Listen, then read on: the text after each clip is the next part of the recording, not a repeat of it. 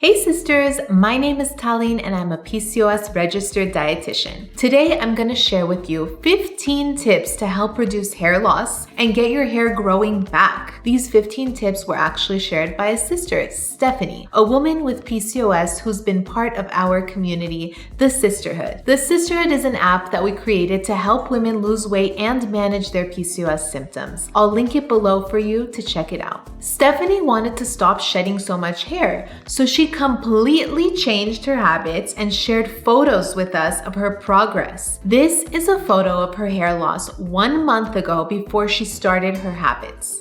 This is a photo from 2 weeks into her new habits. And this is a photo of her hair loss now. As you can see, it's much less. Now, before we get into her 15 tips, let's dive into what PCOS hair loss is and why it's even happening. Women with PCOS often struggle from androgenic alopecia, which is the kind of hair loss where it's falling out at the roots. It can be so upsetting, and I really feel for you if this is something you're going through right now. But have no fear, we're gonna talk about things you can do to help stop your hair from falling out. Androgenic alopecia is caused by the same thing that causes men to get a receding hairline, which are androgen hormones. In women, the hair usually thins all over, but I've also seen it cause widening of your middle part, thinning at the temples, and thinning behind the front hairline. So here's what's happening and why your hair may be falling out. DHT, the more potent form of testosterone, binds to the hair follicle and shrinks it, killing it off in the process. Some women may have more sensitive receptors, or just making more DHT will cause this excess to happen. This makes them more susceptible to hair loss. To grow back your hair, it takes about 6 to 12 months of consistent effort to manage the root cause of the issue, having high DHT. In the meantime, the effort you put into growing back your hair will also reduce the amount of hair you're losing. And we're about to dive into all the things you can do to reduce the amount of hair that you're losing and eventually grow back your hair. Now, you may have heard of spironolactone. This is a drug often prescribed for PCOS hair loss or acne. It stops testosterone from getting into the hair follicle. However, it can also cause a lot of damage. It disrupts ovulation, estrogen metabolism, and adrenal function. So it's most likely causing more harm than good at a root perspective, the root issues of PCOS. If you do choose to take it, remember that spironolactone is the not so particularly effective quick fix that may be doing you more harm than good. With that being said, let's dive into the 15 tips that Stephanie shared with us in the Sisterhood that helped her from losing so much hair. Okay, tip number 1, she says she quit the most stressful job of her life. She says, I felt on edge and like I was going to explode every week. I ate horribly. I cried all the time. I no longer exercised and my sleep was so bad, I ended up just quitting. Oftentimes, there are outside triggers for our stress hormones. And when we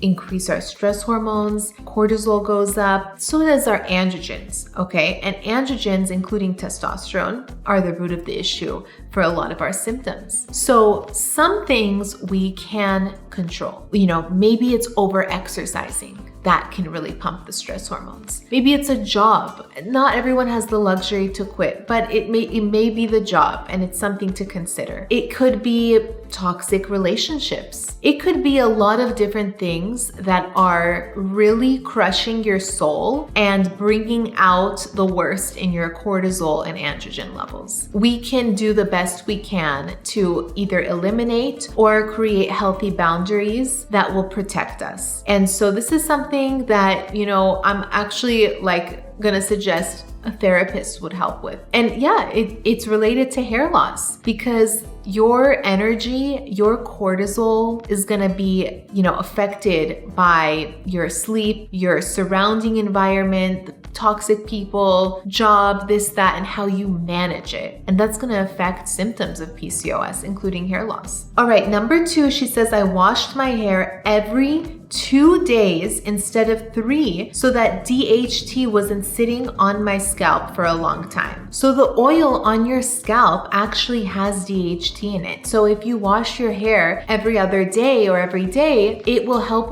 with removing that oil that has DHT, the testosterone. So it's really interesting to know this for PCOS women and hair loss, because I've heard a lot of people say like, you don't have to wash your hair as often, like once a week, this, that. In fact, the oil in our hair has that DHT that actually contributes to hair loss. Number 3, she says she did a rosemary oil scalp massage the night before she was gonna wash her hair. Rosemary oil is awesome. Studies show that if you drop some rosemary oil in a carrier oil like coconut oil, to kind of dilute it and massage it into your scalp, it can help with reducing hair loss. So that's awesome. Number 4, she says she used a homemade rosemary water spray that she would spray on her hair day and night and massage into her scalp. So I guess she diluted the rosemary oil in water, and spraying that onto her hair will keep, rosemary oil constantly in her hair. Plus it smells good and help with reducing that DHT. I mean, look at her results. Like, these are just 4 of the things that she did that helped with reducing her hair loss. Number 5, spearmint tea twice a day. So spearmint tea, studies show, can help reduce testosterone. If you drink it 2 or 3 cups a day consistently over a 3-month period of time, it can help with reducing testosterone significantly. So if you haven't tried it yet, I highly suggest it. If you don't have spearmint tea where you live, you can even grow it. It's very easy to grow. You just boil it in some water. There you got spearmint tea. Number 6, she discovered her carb tolerance. This is something we can help you do in the sisterhood. It is part of our 5 steps to PCOS weight loss, but also helps you with managing PCOS. We're often told to just cut out all our carbs, and that can actually be triggering for hair loss because you're cutting out a whole food group, all your carbs, and that is not very helpful for PCOS. It can trigger cortisol, stress hormones, then androgens, the testosterone. It's a mess. I don't suggest it for women. A lot of studies on keto were not done on women or women with PCOS for that matter. So I really just don't suggest it unless you are super insulin resistant and cannot tolerate carbs very well. So with that being said, discovering your carb tolerance is key. I personally have around 100 grams of carbs a day, and that helps me feel good, helps me feel satisfied and full and happy, and my hair isn't falling out because of it, right? So you want to discover your carb tolerance. This is something we can help you in the sisterhood that I've linked the app in the description. Number 7, she had tea with Rosehips once or twice a day. She'd make a large batch to last a couple days. Rosehip tea helps reduce cortisol, so I like to drink it at night, but I love that she made a batch and she had it twice a day or once a day, but basically helping her manage her stress hormones throughout the day, because this is huge for hair loss, right? Managing your stress hormones. I mean, it just goes back to number 1, which is creating healthy boundaries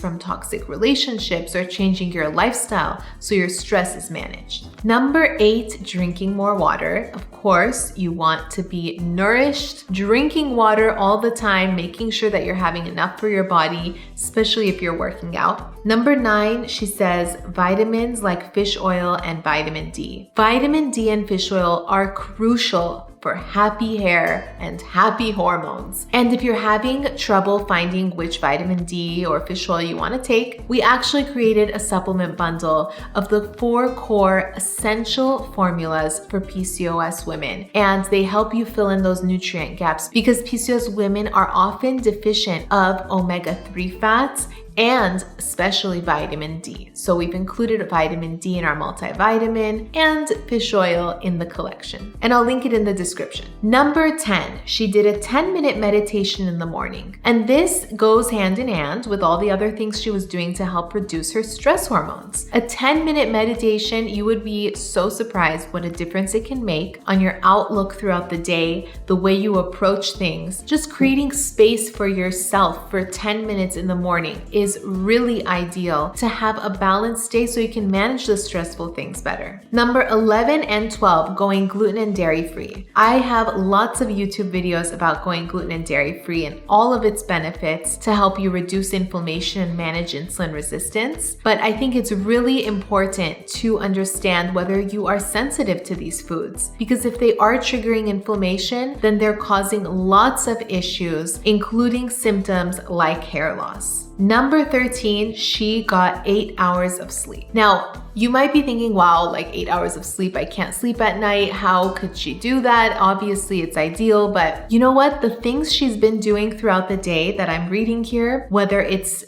creating boundaries, quitting her job that's creating a lot of stress, drinking Rosehip tea, discovering her carb tolerance and not like starving throughout the day, all these things help manage her cortisol, her stress hormones throughout the day, so that when it's time to sleep, she's not buzzing on stress. You know what I'm saying? So it can all add up and help you get that 8 hours of sleep. Number 14, she changed her shampoo to Pura Dora Thinning Shampoo, which seems to be something that will block DHT. And number 15, she has done cognitive behavior therapy. So she turned around her negative thoughts whenever she noticed them. Very interesting. Mind work. It's really underrated. I feel like people don't realize what an impact it has on your cortisol when you control the way that you are thinking, and also the content that you're consuming. Is it serving your soul? Is it making you more positive, putting you in better spirits? Because this is going to affect your cortisol levels, your androgen levels, your testosterone, and your hair loss. So sisters, I hope you enjoyed learning all about how Stephanie reduced her hair loss and